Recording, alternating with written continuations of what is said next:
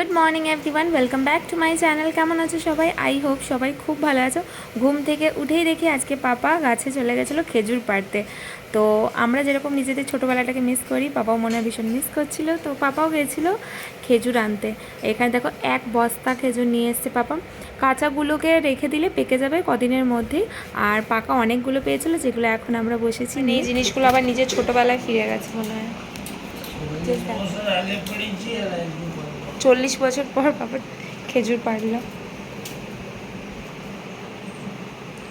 এইগুলো পাকা বলো? এগুলো হচ্ছে দেশি খেজুর। খেয়ে দেখি একটা।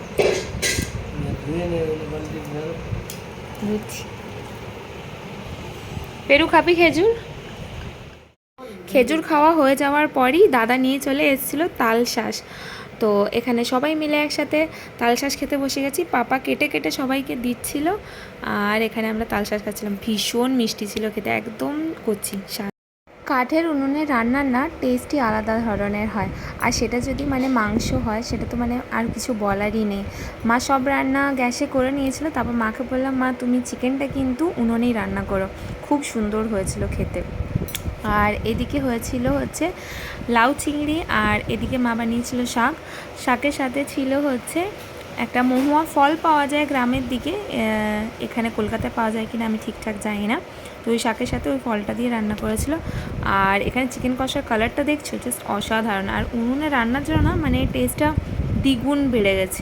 খাওয়া দাওয়া কমপ্লিট করার পরে একটু বসেই বিকেল হতে না হতে বেরিয়ে গেছিলাম হাঁটতে। আর এখানে শুধু আমি একা হাঁটি না, সোনাও কিন্তু ও দাদাইয়ের সাথে হাঁটতে বেরিয়ে যায় ডেলি। আর ও কিন্তু এখন একা একা হাঁটতে শিখে গেছে, দেখো পুরো একা ও নিজে নিজে হাঁটতে পারে এখন। ও ও ও ও ও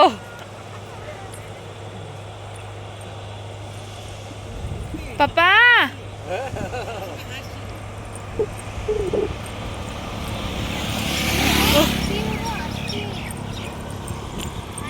সোনা এদিকে ও দাদাইয়ের সাথে হাঁটতে থাকুক, আমরা যাব একটু বাজারের দিকে। প্রত্যেকবার গ্রামে এলেই আমাদের একদিন ফিস্ট করতেই হবে, এটা হচ্ছে ম্যান্ডেটারি। তো আজকেও ফিস্ট আছে, সব ভাই বোনরা মিলে আজকে করব আমাদের বাড়িতে মোমো ফিস্ট। তার জন্য এখন যেতে হবে বাজার। এই যে যাচ্ছে সবাই, চিকেন বুড়ি চিকেন কাটছে। পায়েল এখানে চিকেন কাটছে, আর আমি এখানে মোমোর জন্য ময়দা মাখা শুরু করে দিয়েছি। ময়দাটা মেখে খানিকক্ষণ রেখে দেবো। চিকেন, রসুন আর কাঁচা লঙ্কা কুচি দিয়ে এটা ম্যারিনেট করবো। মোমো বানানোর জন্য মোমো স্টাফিং রেডি হবে। মোমোতে স্টাফিং সবাই কাঁচা চিকেনের দেয়, বাট এখানে আমরা অনেকেই পছন্দ করি না সেটা, এই জন্য আমি চিকেনটাকে একটু সামান্য ফ্রাই করে নেবো। আমি জানি মোমোতে স্টাফিংয়ে যে চিকেনটা থাকে সেটা সবাই কাঁচাই ইউজ করে, আমরা যেটা দোকানে খাই সেটাও কাঁচাই থাকে।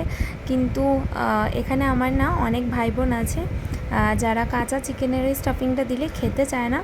তো এই জন্য আমি একটু এখানে চিকেনটা ফ্রাই করে নেবো হালকা।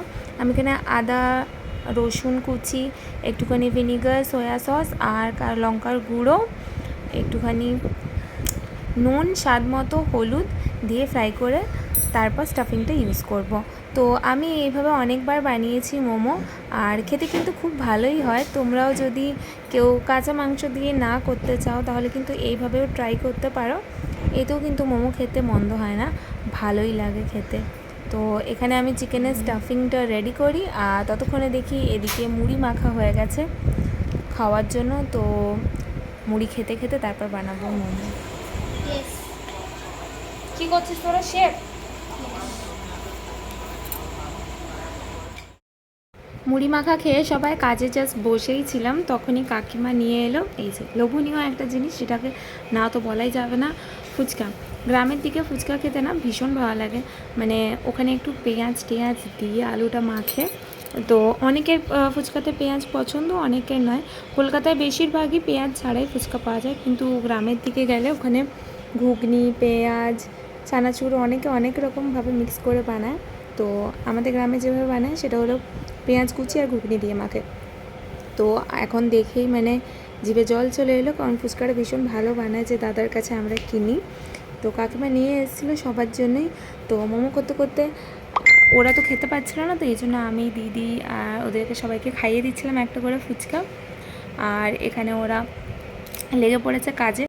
ফিস্ট মানেই হলো সবাই একসাথে মিলেমিশে কাজ করা। তো এখানে আমরা কাজ ভাগ করে নিয়েছিলাম, কেউ বেলার, কেউ পুর বানানোর, আর কেউ হচ্ছে মোমোটাকে শেপ দেওয়ার।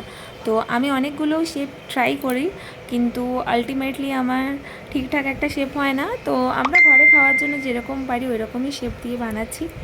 আর এই দেখো, এটা হলো আমার মোমোর ফাইনাল লুক। মোমো বানানোর অনেক প্রসেসের পর ফাইনালি এটা হচ্ছে আমার শেপ। মোমো বানানো এত ডিফিকাল্ট একটা কাজ আমার মনে হয়, কারণ এক তো হচ্ছে ছোট ছোট লেচি কাটো, তারপর ওগুলোকে বেলো একটা একটা করে, তারপর ওর মধ্যে পুর ভরো, তারপর ওটাকে মোড়ো ভালো করে, আদারওয়াইজ বেরিয়ে যাবে। প্রথমবার যখন আমি মোমো ট্রাই করেছিলাম তো এক দুটোর মধ্যে বেরিয়ে গেছিলো পুর, তারপর করতে করতে এখন অভ্যেস হয়ে গেছে। তো এখানে এতগুলো মোমো বানানো হয়েছিল সবার জন্যই, তো মানে বানাতে বানাতে পিঠের অবস্থা একদম খারাপ হয়ে গেছিলো।